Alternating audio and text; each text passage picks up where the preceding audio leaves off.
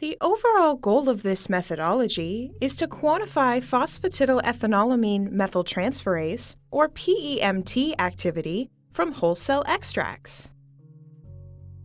So this method will allow to answer key questions into the lipid metabolism field, such as the importance of the phosphatidylethanolamine methyltransferases in the biosynthesis of phosphatidylcholine.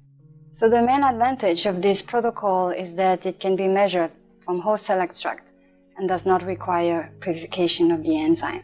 So though this protocol can give some insights into how the parasite synthesizes its most abundant lipid, phosphatidylcholine, this protocol can also be applied to other cell types, such as mammalian cells and bacteria.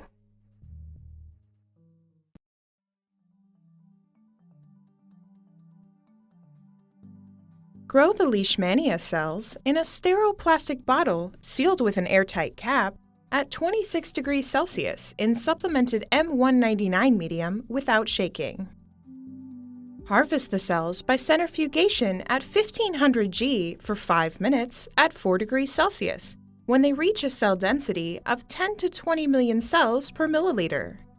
After removing the supernatant with a pipette, wash the cells by resuspending the cell pellet with a serological pipette in half of the culture's volume of cold phosphate-buffered saline.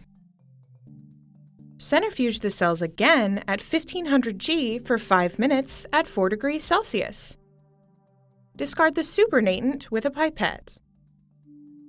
Proceed to the next step, or snap freeze the cell pellet in liquid nitrogen for long-term storage at -80 degrees Celsius.